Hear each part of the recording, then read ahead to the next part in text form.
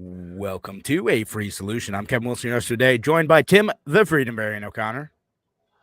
Hey, brother, I'm here breathing the thick Canadian smoke-filled air in my normally beautiful upstate New York.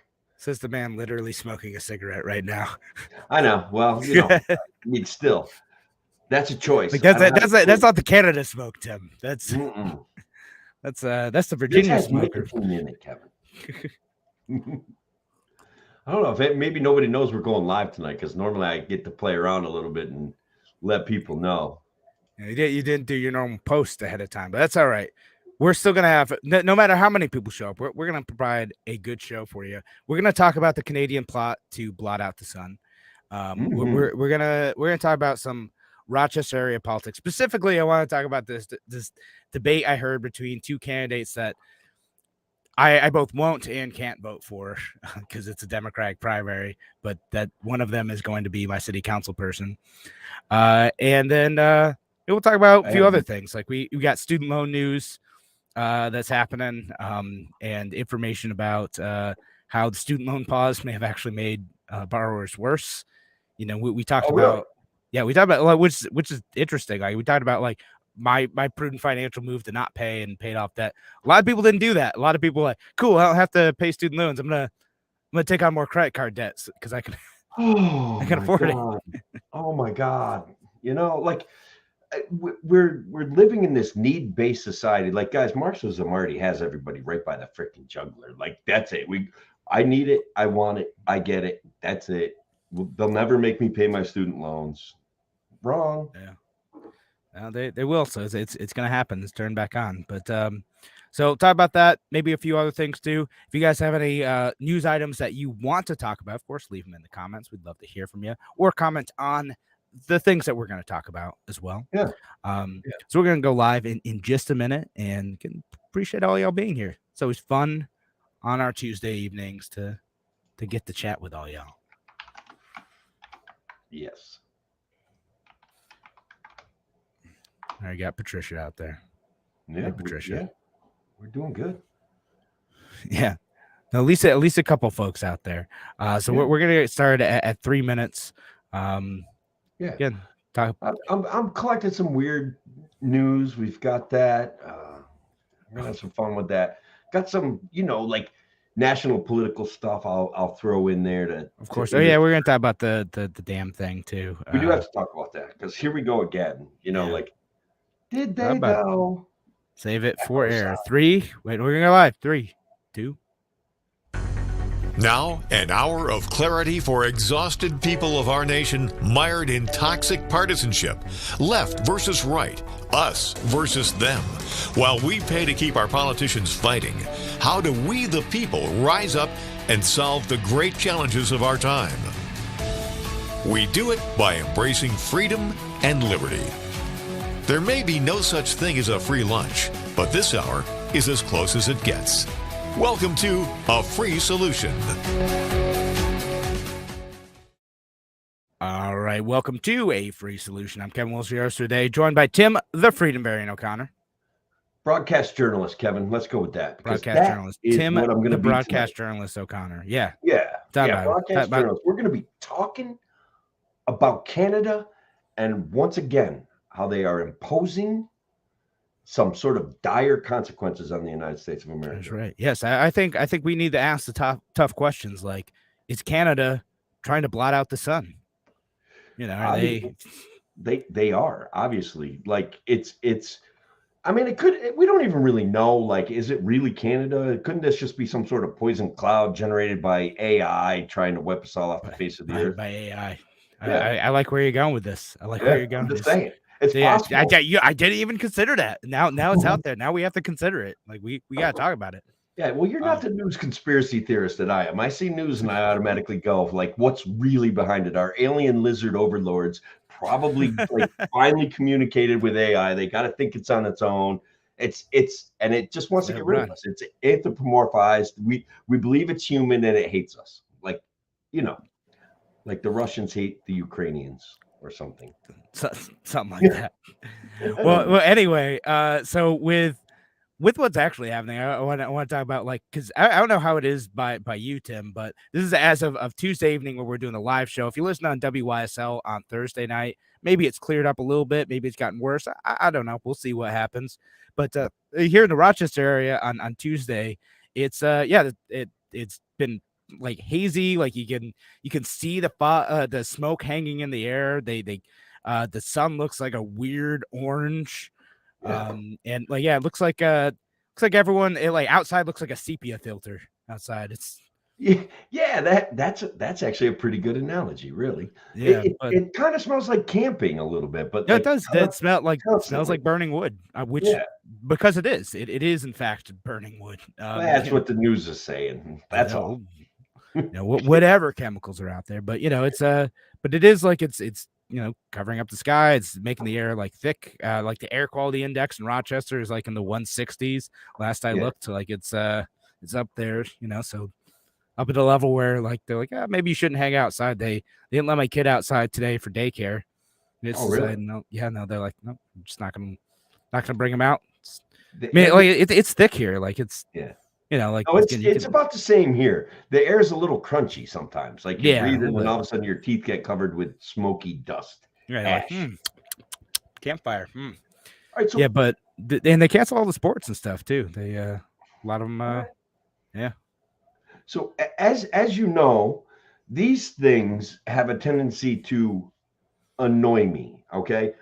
Because we are not good stewards of the environment, and we've gone so far down this echo, like, every bush has value kind of wormhole that we don't manage our forests appropriately. And every time I see these massive out of control wildfires, that's all I can think about. Like, wood has value to our society, right? We use it to build houses, we can use it to heat our homes, we can use it for a myriad of things besides, pretending that it's just filtering out carbon dioxide. Like, it has uses, man. yeah, 100%. And like it's a thing. Like it's been a more prevalent problem in say like California, where they had like pretty strict forest management rules, biased towards what you said of preserving the forest as is, and preventing like forest management, forest maintenance, and also preventing like small fires from being able to take place to control like the kind of buildup of small brush that could turn into something larger. And because of that management combined with like some droughts, it became year after year after year of seasonal wildfires that get way out of hand. And because of like how they've decided to build stuff too, it means that a lot of people's homes are burned up and caught up in that as well. And it's Yeah. in large part a direct consequence of government policy, which was well intentioned but And had these again, the road consequences. to hell is paved with well intentions or good intentions, and it's Hmm. like a train wreck. You know who likes open fields, right? The animals in the woods. Okay, they like open fields.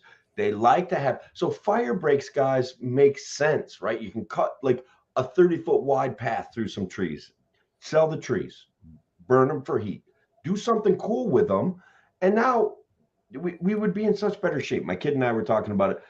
In our area, we've really kind of lost this any kind of maintaining forest thing. Everything has got deadfall all over it. Yeah. People don't burn wood to the extent that they used to, um, and it's really going to cost everybody. And I think that's what's happening with this one Yeah. too. No, yeah, I'm curious. Like not that I am exactly an expert on Canadian forest management policy or anything, but I'm curious if that's like part of what happened here, because it's been such a thing in California.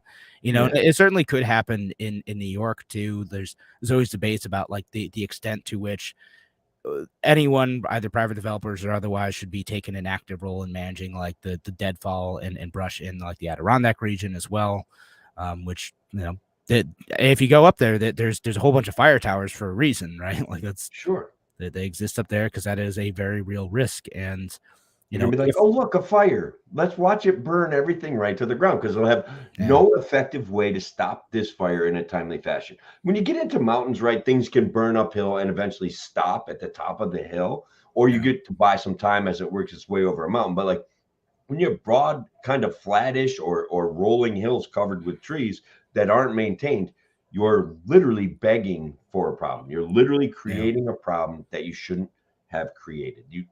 People can do things with wood. It has value. I mean, I know I'm repeating myself, but I'm not sure where else to go with this, you know? Exactly. Well, no, I mean, with this, it's part of it. It's like you gotta have. There has to be like a way for people to be able to use the resources of their own land, and by allowing people to use their own land properly and allow them to steward that land properly, you end up with a community benefit of lowering the risk of out of control wildfires, right? And so that's really like you could take the other tack and say like we need government to manage this and say like here's all the areas that we're going to do stuff with, and here's how we're going to do these different things to enact fire prevention. And yeah, sure, that's great and probably even somewhat necessary too. But you could also just let people do their thing and let people use the resources of their land and then reap the benefits of that cleanup in forest prevention, in forest fire prevention policy. My goodness. But it's a mouthful, Kevin, for sure. I get it.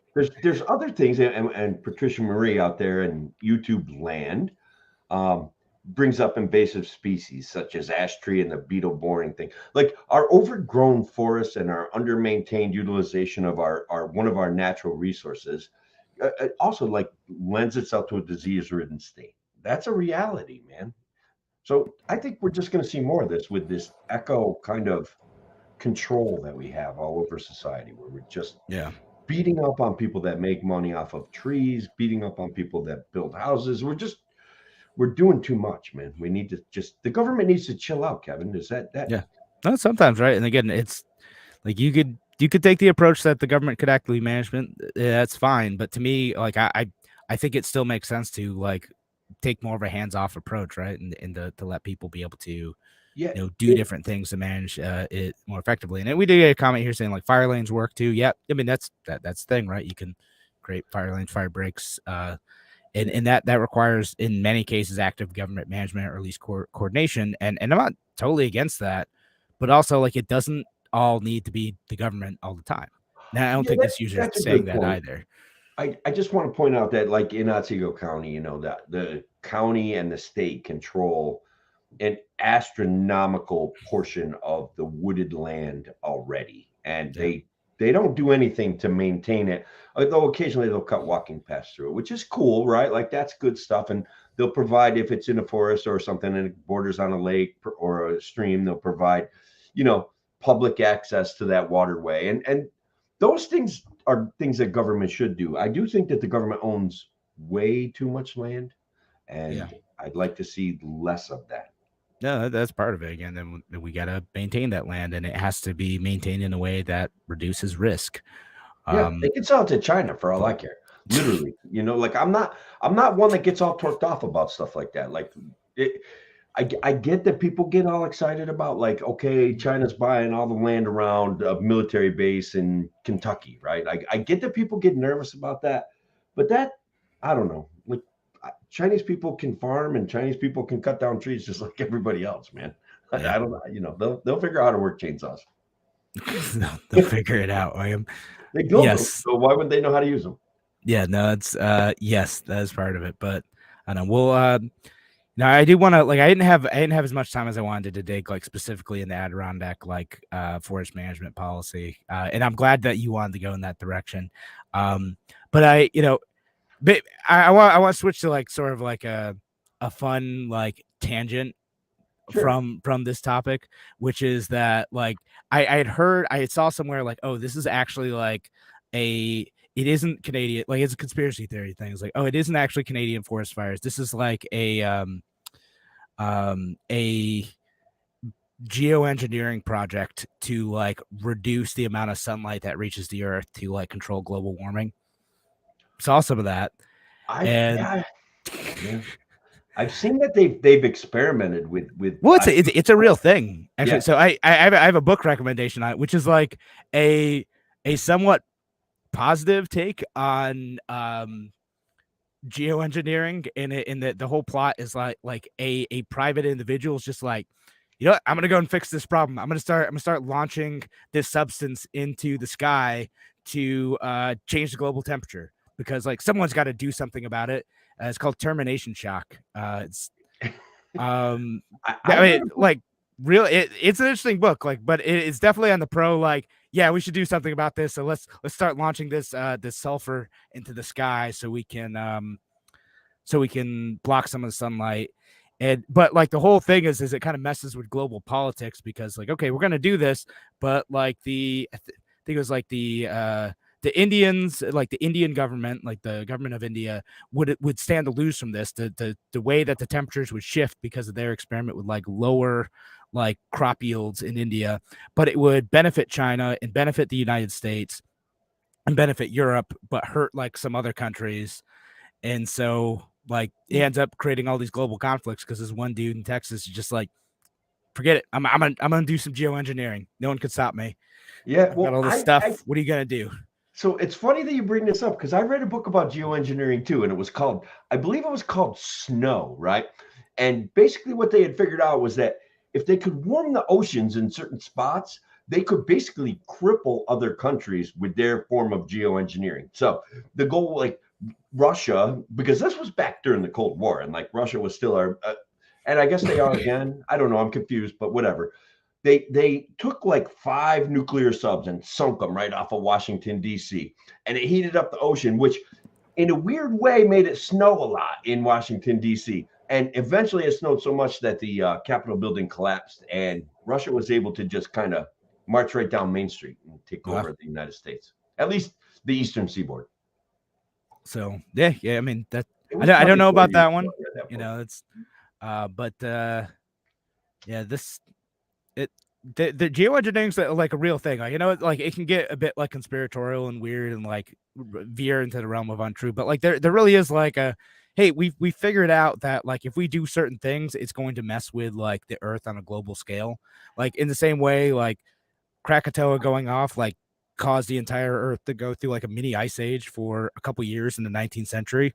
Sure. There's some folks who are like, all right, at an industrial scale, like could we do that if we wanted to, you know, lower the temperature a couple degrees for a few years? And Well, some joker wrote an article about how nuclear winter might help with global oh my warming. gosh, I remember that. It's like Yeah, like that how a nuclear winter would like help climate change, like a small nuclear war would.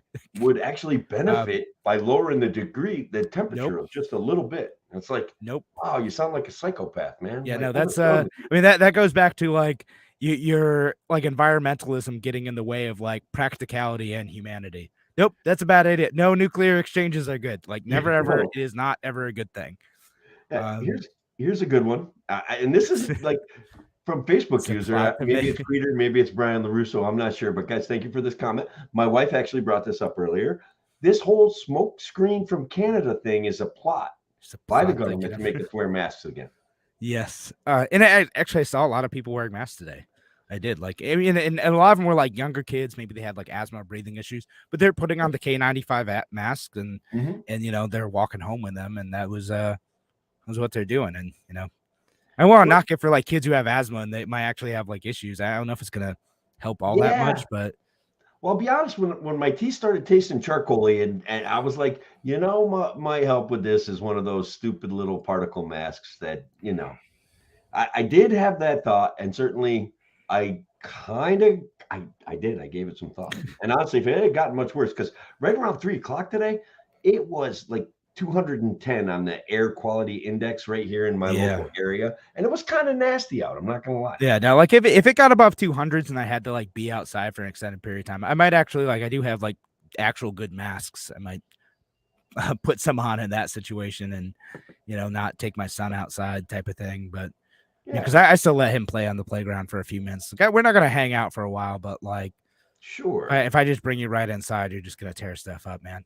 You know how it is. Go run Who needs around to for a minute. expend some of that energy, right? Like, That's right. they're like tornadoes, man. If you bring them right into the house too soon, they just kind of go from spot to spot and they just throw everything all over the floor. And you feel bad about slowing them down because you can tell they're having an absolute blast. It's like, all right, I want to play with this toy, then I want to play with that toy, and then everything gets kind of strewn all over the place. Yeah, exactly. And actually, so we did have a user point out, so it's probably right about this. Smoke Yeah. is 2.5 microns. Mask can't filter that small. And if you look at like the air quality index stuff, a lot of it says like that's the main pollutant is the PM 2.5, which is the particles smaller than 2.5 microns. And most N95 masks are this says they can filter out 95% of 0.3 micron particles. So it's that And then size and 95 bigger. Yeah. might So do it. All right. Well, that's so fair. like maybe it catches some of it, but it's probably not going to really like fully protect you. It's not like you're you know really getting everything. And so like a HEPA filter will actually filter it out and Yeah. all that I might, stuff. But I might like turn one of my air conditioners has a HEPA filter. I might get that going so the air in here cleans up a little bit. yeah. But supposedly like N95s can get some of that stuff, but yeah, they're pretty small. So not perfect. And So when we like let's kind of preload the show for people. We're going to talk a little bit about like I have a poll going on Twitter, and just asking people's opinion, like who might have blown up that dam in Ukraine. Got some funny stuff about Andy Bashir. You want to talk about some local politics up your way and some primaries, and I have an interesting candidate in this area who's running a race that we'll talk about. I think it's going to be a pretty interesting show. Yeah, no, for sure. So we got that like in the local race stuff. Like it's I don't know. I have no good choices. There's no libertarian running for city council in my district. It sounds like communism or more communism or slightly less communism. Yeah, I mean it's Maoism or progressivism. Which do you want?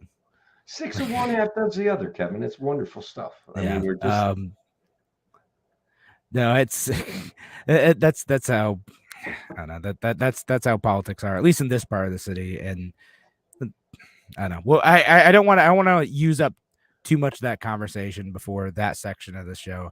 But if any of you have any great topics that you want us to discuss, and we can manage to fit them in either in the main show or in the after show too. Of course, you have great stuff. We'll talk about them after. Make sure you leave your comments. And if you're listening on WYSL, thank you, first of all. But second of all, make sure you check out our online show every once in a while. Check it out. We're streaming every Tuesday evening, 9 p.m., and you can participate in the show. Actually, leave your comments, and maybe we'll respond to you. You get something good. All right. Thanks again for joining us here on A Free Solution. We're going to be back in just a few minutes. Talk to you soon.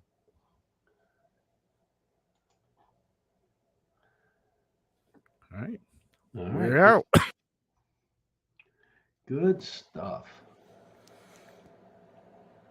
I don't even know how to do some of these weird news things I find as fake news. Like when we get there, I just got to say it. I just got to tell you. You're gonna throw stuff out. All right. Well, I'm looking forward to it. Yeah. Oh. All right, Tim. I meant to send you a meme before the show.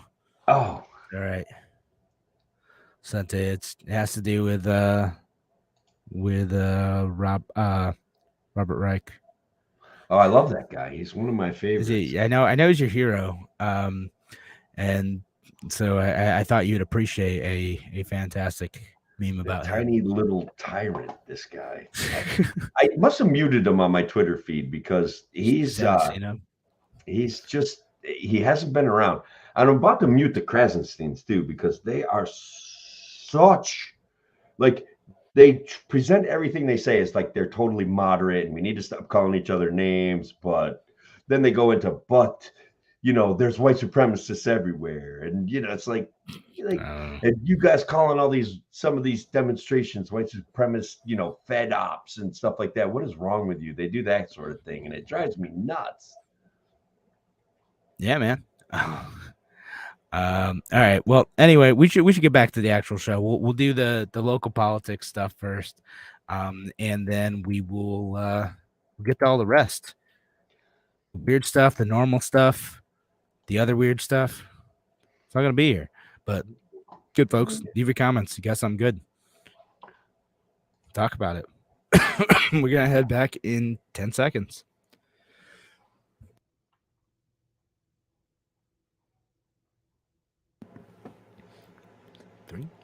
2. Welcome back to A Free Solution. I'm Kevin Wilson, your host for today, joined by Tim, the broadcast journalist O'Connor. Thank you, Kevin. That felt good. Acknowledging your title. Yeah, I feel like a broadcast journalist. I really do.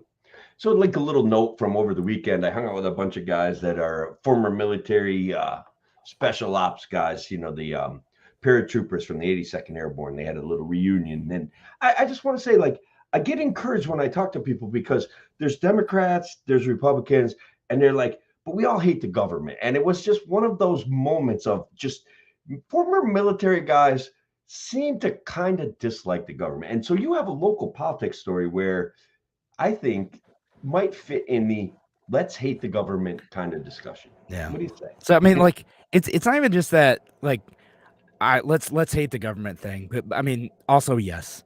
But like, so I live in the east side of Rochester. There's in this election year, it's district level races. So there's like an east side district in the city, and the thing about Rochester City Council races is that there usually aren't general elections. Like, every once in a while, like we had a couple people running last time. Marcus Williams, who's been on the show before, he ran. I like that guy. I really do. He's very enjoyable. He's a character. I do enjoy talking to him, but not always agree with him. But I enjoy talking to the guy. No, I get it, man. He's a little like hardcore kind of very back the blue kind of very conservative. Which, guys, I'm not back the blue, but like we have to be we have questions that need answers and we have problems that need to be solved. And I think that getting into that camp or a tribe there when we're talking about what would be the best way to proceed with policing, I think that it's too easy to just get caught on one side and get emotional about it. So no, for sure. And so anyway, so we got this election, the primary election in Rochester. It's Democratic election. I can't vote in it, so I don't get to vote. Because I'm not a registered Democrat, and I don't plan to be anytime soon. Now, maybe one day I'll be like, screw it. I want to vote in a primary election real bad for some reason. I don't know why, but I mean, what's that? Jose Pio from your way? He's like he's basically a conservative, but he's like he kind of is. In a lot of ways. I'm a Democrat. So, I'm a Democrat. I'm the Democratic candidate. He's up in the Northwest area. Okay. So. That not my district. So my city council person is Mary Lupian, who is like I see her at events occasionally that had pleasant conversations with her, but like she is definitely a socialist. She is like on the left. I don't think she would like run away from that term. That's how she described herself. Like she was running with like the the kind of lefty folks, and then we got this other guy, Paul Conroy, running against her. They're both teachers in the city. And the unfortunate part is that like they had this discussion on another radio show the other day about like housing policy, right? And here are the two choices you get presented with. Oh God. Is one is like, we're gonna do rent control. The city should have pushed harder on rent control, but we chickened out because we have a limited number of vacant apartments. That proves that we need rent control because of the New York State law, which is so backwards. I hate it. And we need stronger eviction protections. And like, developers are greedy and they're making too much money. And basically the whole thing is like, the way to help the poor, the way to help people struggling with rent is by punishing landlords, implementing rent control, and making it incredibly difficult to like manage housing, right? And it is I recognize that there are a lot of people who think that way, and it is very well intentioned most of the time. I mean, there's some of the folks who are just like, I hate landlords, and if anyone makes a profit providing housing, they're immoral. And it wasn't quite that, although it was pretty close in this discussion. And I know the intention is to help people out, but it is, gosh darn it, doing the exact opposite of that. And it makes me so angry to hear that all the time. It is the opposite of helping poor people find housing, to make it difficult to build new housing, to take away all the incentives to like be able to make any profit from housing, which again, I have no moral problem with people making a profit from housing. That is the incentive to build more and to do your thing and to manage well.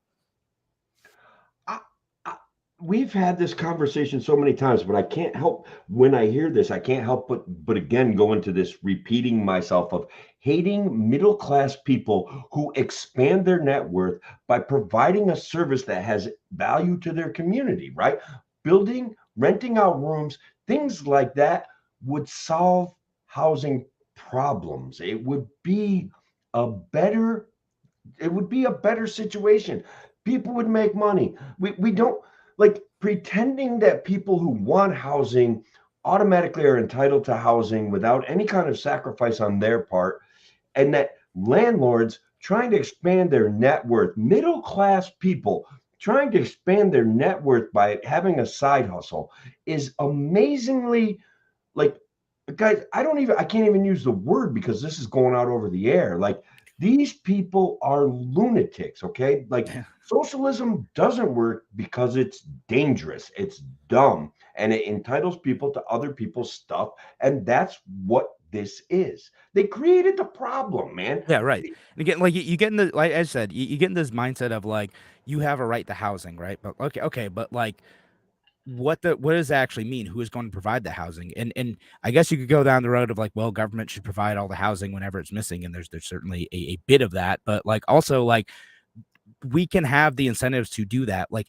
and the funny part about all this too is like, do you want to punish landlord? Like seriously, do you want to punish bad landlords who like don't maintain their property well and who are charging too much? There's a solution to that. And the solution to that isn't rent control. It isn't like preventing eviction in every single case, or like creating like really strict rules about like allowing or making it so that tenants are able to stay in their places indefinitely. No, it isn't any of that stuff. It's just let people build. That's it. Like it's zoning reform, let people build stuff. Because if you do that, you get more people to be able to compete in the market. It will be, when you have other choices, it will be harder for people to overcharge. It will be harder for people to like not maintain their properties well because you will have another choice. You just say, why should I pay $1,200 a month if I can go down the street, pay $1,000 a month, and get a better maintained place? Exactly. Let people we used to put garage apartments in. We used to put like break up houses into two family units. Like none of that. And I don't know about your community specific thing, but none of that is legal anymore. None of that is allowed anymore. And it's like we lost something, and now we have this burgeoning homeless problem, which guys is handled in Oneonta, New York by traffic cones and caution tape, just so you know. Like the homeless people that are hanging out downtown Oneonta, they That have fixed now the problem. cordoned off a space for them so that they can just lay in the street. It's very virtuous, Kevin. It's very sympathetic. Like they have no idea how they created this problem, and here they are with a solution. Let's make them comfortable in their misery and offer no opportunity.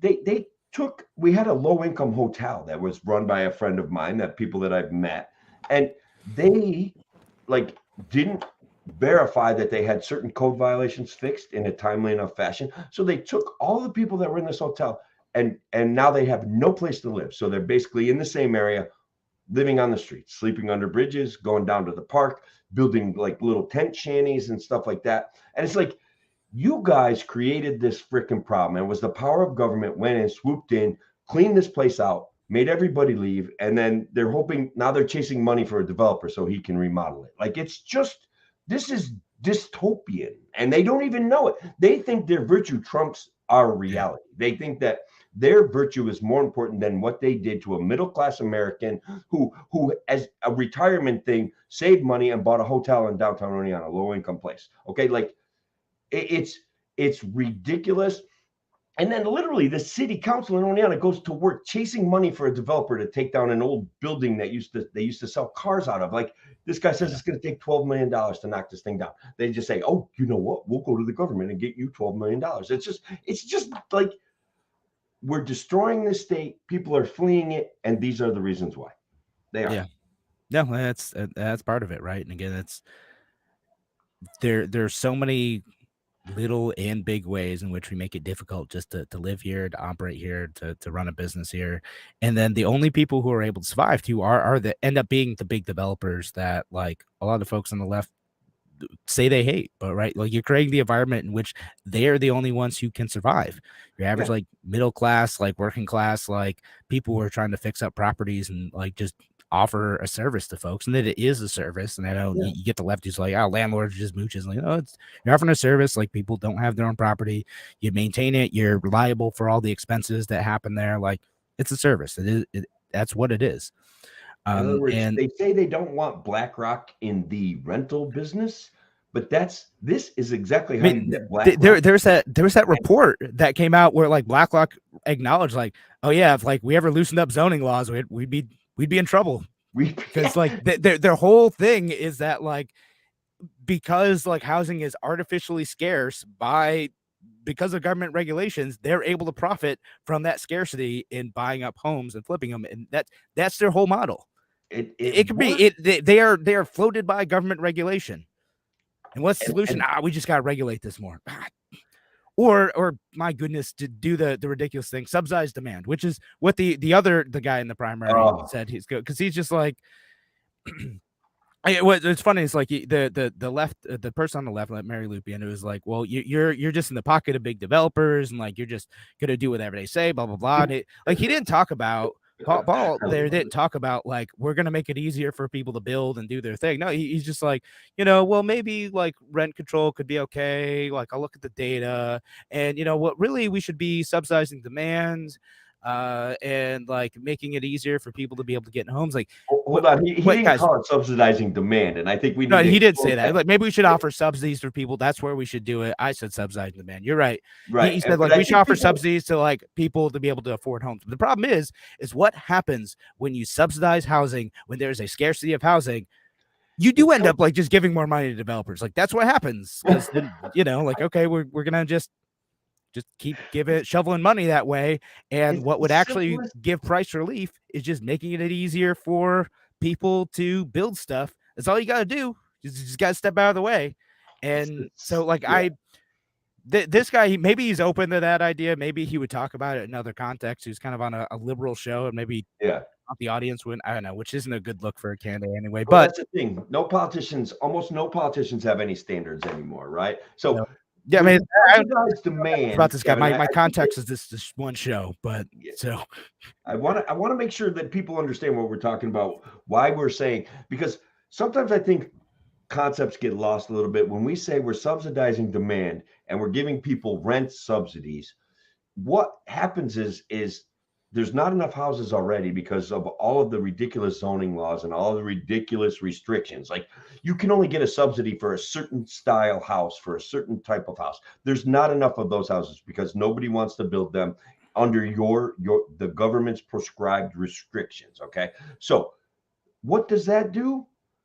If 5 people want the same car and they like do an auction, the price of the car goes up. That's what's going on when we subsidize demand for housing. It's like a bigger picture, and I don't think everybody sees it. So I just wanted to and then they have more money to be able to like bid up that car higher. So the people who aren't getting the subsidy too, like, all right, now they have to pay even more to be able to get that same good, like, which is hilarious that's what they were doing in California. It's like, oh man, no one can afford a house in California. We should subsidize mortgages to make the prices to help people out. What? No, that's stop. You're making the problem worse. I know. Oh, it's just bad. Hey, we've got a pretty hot comment out there from our buddy Joseph Farina.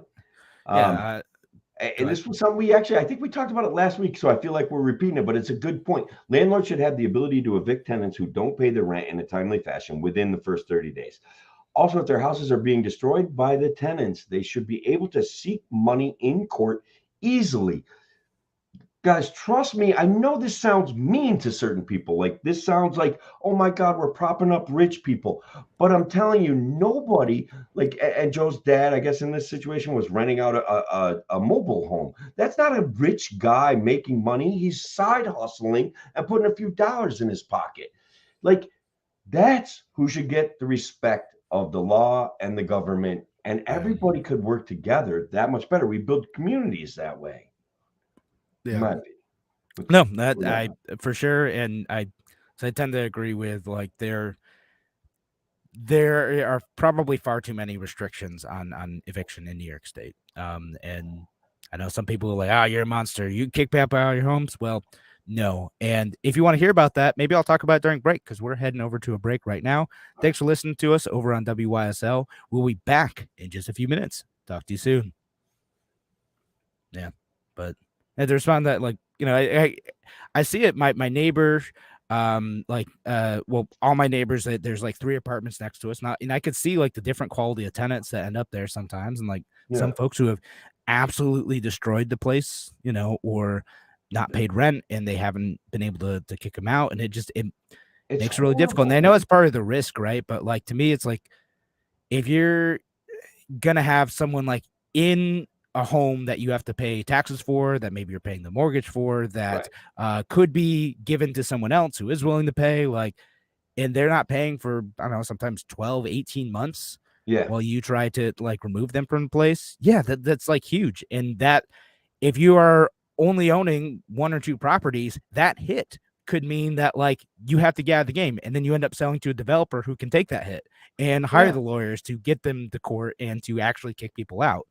And it empowers Airbnb too, right? Like, and I don't dislike the Airbnb's business model, but here's a reality in our area, right? Like, let's say you're going to get $12,000, even if they pay, from somebody who's going to rent your house, but they damage it and they do $4,000 worth of damage per year that they're in it, right?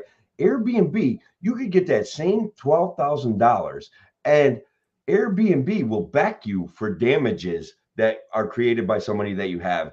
And you're going to get weeks and weeks off where you can go in and maintain that property. So people don't want to take that risk anymore because it's all looks like risk.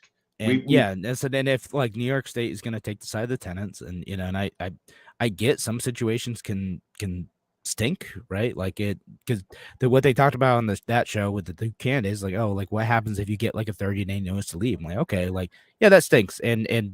But most of my friends who've like Adelant, including like me, like if they're gonna make any major change to the property, they usually give a lot of notice. They aren't just, it isn't a whim, like either you've been a jerk the whole time, or they're like, hey, I'm gonna renovate this apartment in 4 months, and I can't have you in here while I'm renovating it because like it needs to be upgraded and it needs a lot of work, and you can't be in here when that happens. And if they have multiple properties, they might offer you another property if you're a good tenant, because a good, reliable source of income is great. Yeah. Great thing. So if you have someone you can count on, they probably want to keep you around. And then sometimes they're going to do that and they're going to make the rent go up, and it's going to be a thing. All right. But like, also, what's the alternative to that? The alternative to that is, okay, you can't have rent ever go up, or you have like the rental situation where there's a rent control and it's only at a 5% increase. All right, are you able, then do you have the capital to be able to make substantial improvements to the property when like it requires a big capital infusion just to keep the place livable? Right. I mean, so we have it figured out. The question always comes down to, how do we get other people to understand it? How do we get our progressive friends to understand that enriching their neighbors with freedom and rights and responsibilities is a positive? How do we sell that to them? That's the issue, right? How are you going to convince this socialist that, like, Tim O'Connor in Otsego County, who wants to rent out his property, is not doing evil if he makes a couple extra bucks? Like, how do we convince him of that? And I mean, that's a great question. And part of it is just like, do we reverse it? Because I think like a lot of folks on the left don't see like past the like that situation I talked about, where like the tenant's getting kicked out or the rent's going way up, and they just think, greedy landlord making the rent go up, for whatever reason, right? Sure. And you don't see like the broader benefits of that. Like that individual situation might stink or it might be fine, but like the alternative is that, again, properties don't get improved, rents go up, people aren't able to afford apartments at all, and they end up on the street. Especially since our government subsidy program kind of stinks. Like it's tough to get into, and like you can be on a waiting list for years. It's not like you can easily get into housing all the time. And so, yeah, it might mean like you or your family ends up on the street. But if you had a situation where there's abundant housing and there were a lot more vacancies, and you had choices, chances are more people will be able to find a place to live. If you want to help the poor, let developers do things for a profit. Yeah, that is so counterintuitive to the folks on the left, but like the key to helping poor sometimes is to let rich people make a little bit of money off of providing that service. Also, yeah, like look, I know people that down towards the city in Long Island, like every apartment down there is illegal, right? So it's like if you have an illegal apartment, it's like you got kind of a little bit more leverage. Like it's like if you don't have a bad tenant who's going to turn you into the government, you get a little bit like, all right, I have an illegal apartment, you can live here. We don't have any official deal. You know what I mean? So it's Yeah. like it encourages black market stuff. Which is about that too. certainly a thing. There's like places around here, like they just never get their certificate of occupancy. There's no like government involvement. It's like a kind of under table deal type Yeah. of situation. And sometimes that's fine. Other times it ends up being like bad and like harmful to one or both of the parties because they don't have any like official contract. You try to bring And there's no protection when there's injury or like actual neglect, like right. dangerous neglect, stuff like, all the smoke detectors are fake or something, or like the plumbing's damaged or whatever, right? Like, Right. No, honestly, the ideal situation, would be the two-family unit where it's like owner occupied. Like, I think there should be almost zero prescriptions on those, or prescriptions against those. Excuse me. Yeah. Restrictions, whatever, however you want to phrase it, Kevin. There should be. You do that. Like, I didn't say zero. I remember. Yeah, I think it was my brother who's in this. He had a landlord who like was next door to the property. Yeah. And the which is fine, except for the fact that you just walk in all the time. Well, that's like, annoying. Yeah, you can't like. I know, like it's one of those things. I'm okay with some protection. Be like, okay, if you as a landlord, they're gonna come in here. You can't just be like, oh, well, it's a Tuesday evening. I'm just gonna show up and do Hang whatever. out, eat your cookies. Yeah. Nobody wants that. Yeah, no, that's a little weird. I do have one little race that I want to talk about when we get back. Like in Otsego County, there's a county-wide race for Otsego County Clerk, and we've got like just a person I kind of want to mention and who she's running against and stuff like that. So, well, we'll go back in 3, 2, 1. Welcome back to A Free Solution. I'm Kevin Wilson, your host today, joined by Tim, the Freedom Marion O'Connor. I'm here, Kevin, and I realized during our conversation we got sidetracked by housing because I get you and I both, we get crazy over it. We get crazy over what we see as interference in the free market. We get crazy over these things. But I know, and like honestly, I think the candidate was right. Mary Lupe was right. That housing is one of the biggest issues in Rochester.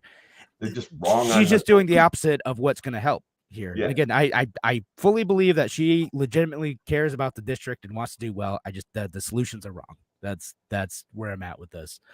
So we've got we have like a business professional that wants to run for county clerk, and then we have like the social justice warrior who's going to he's like a devout socialist. He was like back during COVID, he served in office and he was like, yeah, let's ding everybody for $2,000 if we catch them outside without a mask. He's that kind of guy.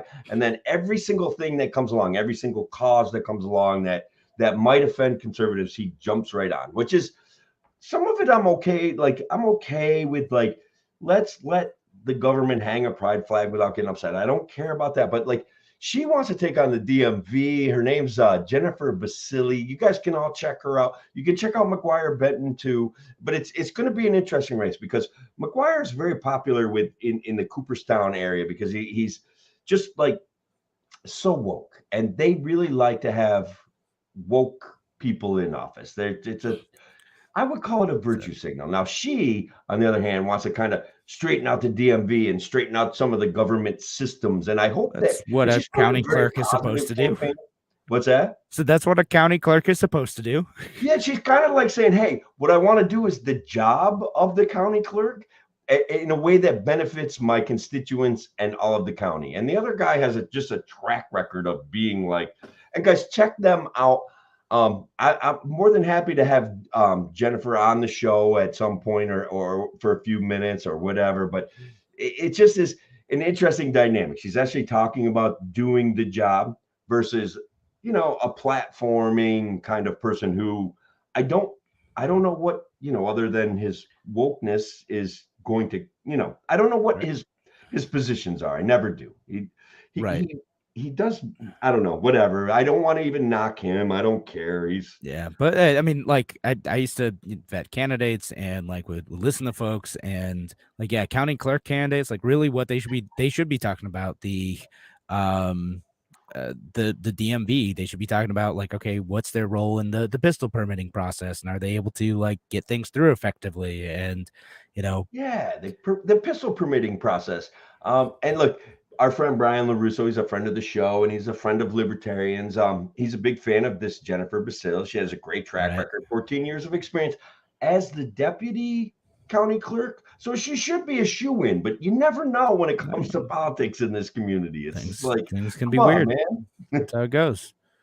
So did we get to the bottom of the whole Russian Ukraine blowing up a dam? Like what happened there? No, I don't think that we did. I think they both pointed fingers at each other and said the other person did it. Ukraine said Russia did it because Russia has done a bunch of stuff like this, and Russia said Ukraine did it because they're trying to cover up for their counteroffensive. And the U.S. and the UN are like, I don't know, we don't know. It's too early. Figure it out. Yeah, I've got a poll going on Twitter, and I got to be honest, like Joe Biden has reserved judgment. Like he didn't automatically point his fingers at Russia. So I have I posted the question, who blew up the dam, Russia, Ukraine, or your mom?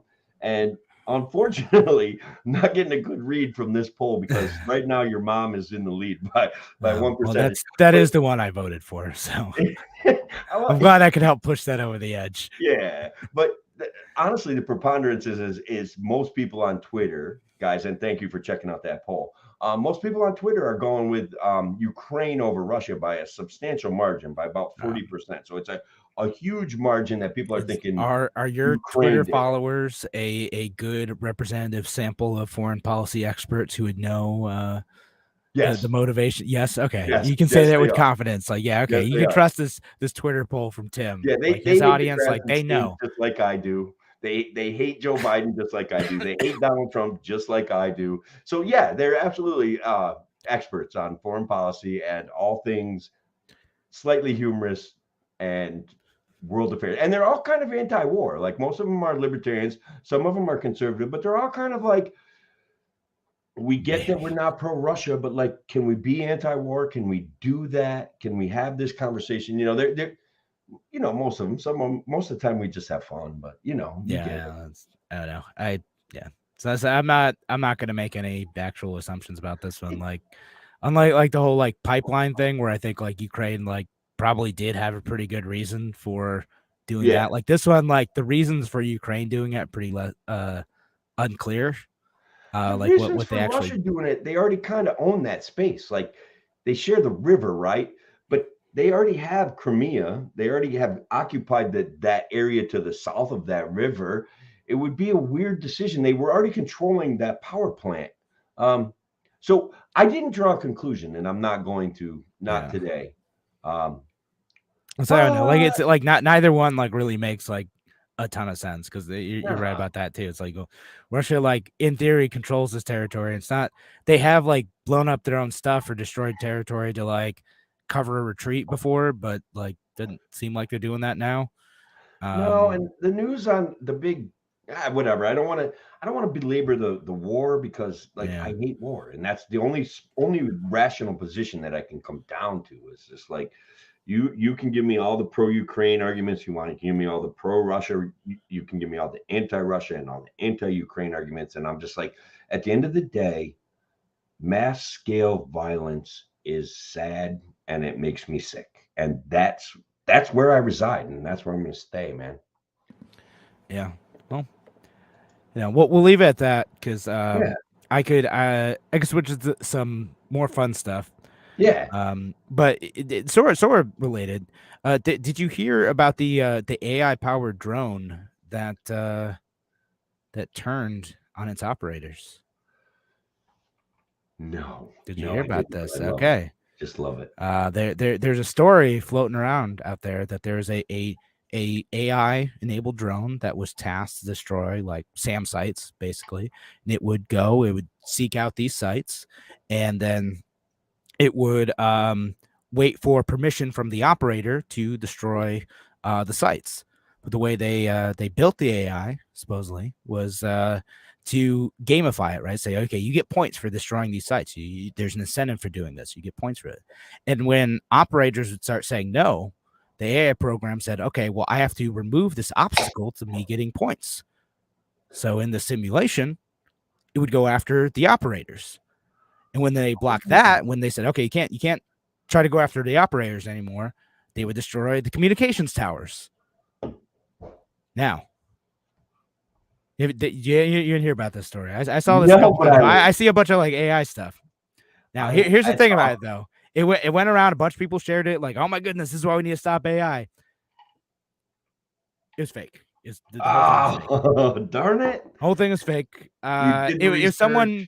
Yeah, it was someone who like basically it was like a military strategist who's like thinking through like how do we prevent this scenario from happening, and then here's a scenario we could imagine happening if we structure the incentives of the program incorrectly. And so we have to make sure that we're not structuring the incentives of the program to go after the operator to achieve what it sees as its primary mission, which is to destroy like an enemy surface air missile site. Okay, so then that got released as a real story. But yeah, it started going around as a real story about the dangers of AI. Terminator is here. You know, like we shouldn't be putting AI in drones because there's a whole like I think like a Peter Thiel backed like AI military project that actually is happening. That's like a real thing where they have like some combination of both like kind of semi-autonomous like assets out in the field plus like communication about like what is the best strategy to like take a position based on the on-field intelligence, and the AI in theory could give not an order but a recommendation to give an order for someone monitoring the situation far away. And it's kind of what I forget the name of the company's called, but like Palantir or something. But that's a real thing. So people are getting freaked out about AI in the military. So well, again, I'm gonna go with my standard kind of thing. Number one, AI is still at the tool phase. Number two, if AI does develop some cognizance and has a 10,000 IQ, why do we think we're entitled to anthropomorphize it, where we think it's going to behave like humans and pick its enemies and like it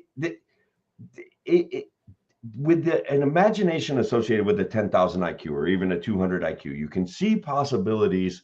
And guys, I don't even have that kind of high IQ, but the possibilities for our world are endless. And I don't see any reason why artificial intelligence and Siri, I hope you're listening right now. I don't see any reason why it would feel like it would need to compete with us and wipe us off the face of the planet. Like, I don't understand that.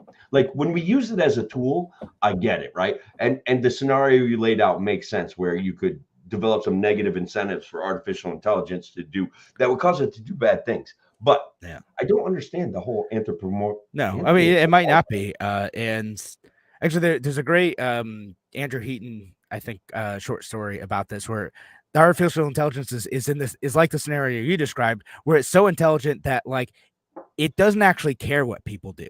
It's just like kind of doing its own thing, and it cares about what we do in the same sense that we care what like where ants build their ant mounds. Like, sure, it might be mildly inconvenient to us sometimes, or we might notice it, but like not really a big factor on our day-to-day affairs. Yeah, the only time I get mad at ants is if they start biting me, and even then, most of the time I don't dump like gasoline on them. Most of the time I don't. Yeah, they don't. As long as they're not eating my house, I almost don't even react to them. Like, they're just there. If they're killing my yard, I don't even care. It's fine. My yard is horrible anyway, despite all of the hours and hours and all the pesticides and poisons and fertilizer I put on it and all the grass seed I've wasted out there. The dogs go out there and they play, and it's patchy, spotty, and half dead. And it's always going to be. That's my yard. I spent literally all weekend getting it nice. And, I know that I'm going to get out there in 2 weeks. And despite clearing like a 10 by 10 like block of like grapevines, I'm going to go out there and have to clear another like 10 by 10 pile of grapevines and drag it out. They grow so fast. I have those vines on my bank, and I do something that looks a little bit attractive, but for the most part, it's like, whatever. I give up. Kevin, an 82-year-old German got convicted of dealing drugs. Um, a German court says it's giving an 82-year-old man a very last warning to avoid jail after he was found guilty of drug dealing. And Kevin, just take a guess at he's been previously convicted. Just take a guess at how many times this 82-year-old German has been convicted of dealing drugs. And he's got one more chance. And he's getting one more chance. 10 times. 24 times. There's no 3-strike laws in Germany, folks. Like it's it's 25 strike laws. Like, hey, the 25. 25th time, man. I don't think you're learning your lesson. Like, you got it. Come on, man. Stop selling the drugs. Yeah, no, the prosecutors they wanted the minimum prison term of 34 months in view of the man's lengthy criminal record. But like I think the guy was on an $855 a month pension. He's just like, look, I'm going to sell some weed. That's it. That's all I'm doing. And the judge was like, you know what? Weed shouldn't even be illegal in the first place. And so now, well, that's not exactly how it played out, but the guy's getting at least one more chance to side hustle. One more chance. Gotta respect. I gotta respect the consistency here. Yeah. Just God bless him, right? And in New York, I saw that they're considering allowing marijuana sales at farmers markets, which, sorry, Kathy Hochul, you're still not cool enough to vote for, but every once in a while she gets something right. I mostly saw it because people were mad about it, but I'm like, actually, yeah, like it's a crop. Let's do it. It's hard because there are a few things that she's done that are not crazy authoritarian, right? Like, we're gonna have to end on that note. Praising Kathy Hochul, because we're out of time. Maybe folks, if you want to hear Tim's follow up to that, you're gonna have to download the podcast, or if you're listening online now, you keep listening. But thanks WYSL audience for joining us. We have to end the show now. Thanks for being here. Have a wonderful night, folks. Take care.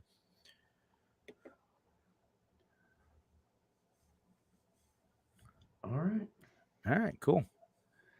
Yeah, no, so marijuana sales at farmers markets, who's going to be selling it? Because honestly, I still keep hearing stories about the state police going and confiscating people's marijuana crops. Like at this point, it's still like, I think, theoretical. Okay. Because okay, you're able to sell because there are people who are doing this thing with marijuana sales where they want to treat it like a craft brewery experience or a craft distillery experience, which I think is fair, right? Like if you want to say, okay, we're gonna bring people down to the farm and we're gonna show you like the processing site, and then you're able to consume on site, the stuff that's grown here. Okay, like I get that in the same way that you're able to do that with beer, right? And then if you want to be able to go to farmers markets and then, encourage people to visit your farm or talk about your crop. Okay, cool. Like I get it. Like obviously you're still going to have to do the, check IDs thing, whatever New York State's requiring for that. But you should be able to do that. And I think there should be a like craft distribution license or something. Well, actually, everyone should just have an easy license to get, but that's just me. It should. The licensing thing has turned out into some kind of fiasco that's costing us dollars, where we're getting shaken down for either free or inexpensive or guaranteed licenses in the future, and perhaps some legal fees or something like that. Like, and again, like marijuana should it ever have been as illegal as it is? And I had this conversation, like people are. And I've never been convinced of this, that marijuana is some sort of gateway drug that leads to heroin and stuff like that. Like I've never seen evidence of it. I don't even like it. I just don't think it should be that illegal, Yeah. No, I mean that's part of it, right? And the evidence kind of says like most people who do that are just gonna do that thing, or just alcohol, and it's. So one of the things that's an ongoing concern of mine, but also it's kind of funny, but Andy Beshear is running to get reelected as a governor in Kentucky, and the Republican primaries duking it out, and apparently they got a picture of Andy with a bunch of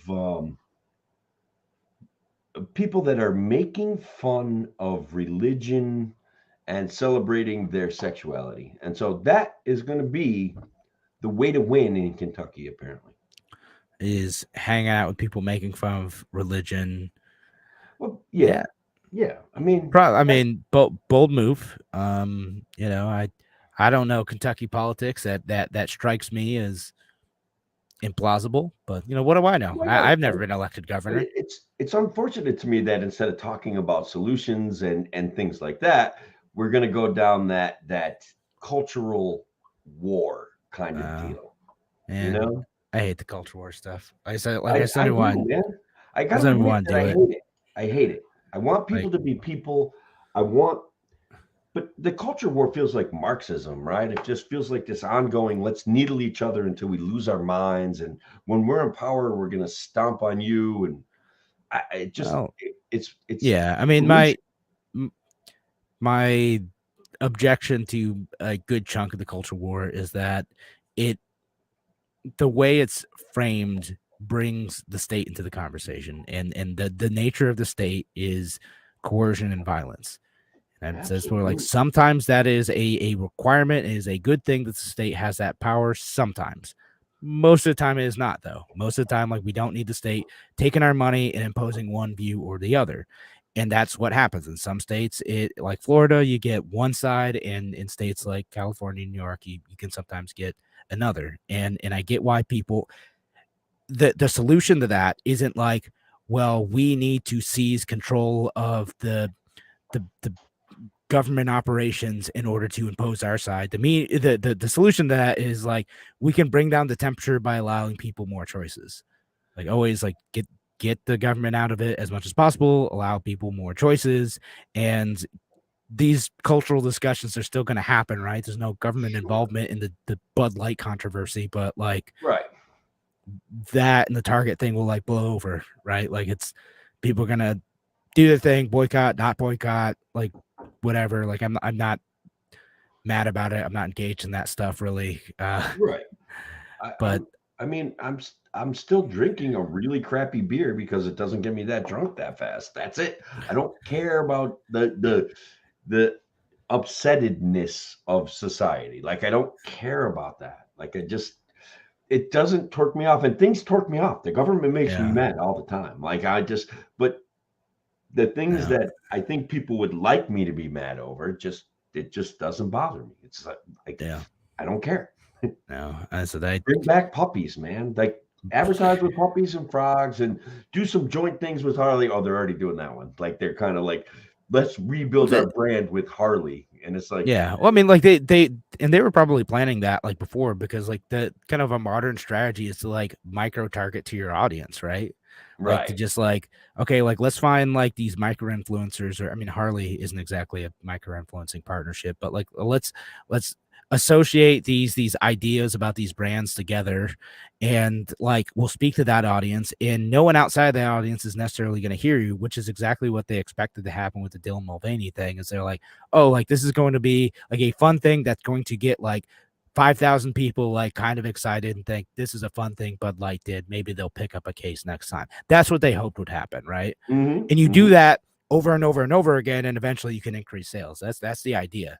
As long as one of those partnerships doesn't make someone like mad, right? Like, Right. you get like, Right. because people can do the opposite. Like, they can do that with like conservative celebrities too, right? Like, there's some people Well, who they get like do, super right? Don't they? mad, like, oh, they partnered with Duck Dynasty guy, whatever, like Psy Right. on this, and people get mad, like, don't you know that guy's a jerk? We need to cancel him. Yeah, whatever, right? Like, that's it's been a thing that's gone on, and like the left will cancel people over that stuff too, and get mad and boycott Sure. products, whatever. And I know I've most of never the time I've I don't. never quite understood it. Like, it's never, like, Keurig says something and you go smash your Keurig, and it's like, guys, like, I don't, why you spent $100 on that thing, Yeah, like, that's not worth smashing at this point. If you're mad at Keurig the company, you could just not buy another one of those and get like the refillable pods or something, right? ooh, Like, that'd it's, fix them. yeah, You got like, just don't consume any more of their products. It's fine. You've already bought the thing. Breaking it now isn't doing nothing but virtue signaling. Yeah, I know. should, Maybe I'm practical like that. I don't you know. are, man, and like that's the thing. We're practical, Kevin, and I think that's perhaps if we invite more people into our practical circle, and we're doing a good job. I Right? think Like, most people are like this though. Like I think most people are like us. They're like, nah, that's kind of dumb. I'm not gonna participate in that online spat. Like most people are like that. but like my friends would shoot Bud Light cans filled with Bud Light beer.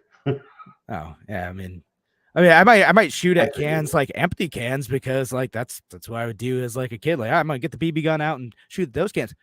Do that, but Yeah, like to shoot a full case like Kid Rock did, come on, that's just.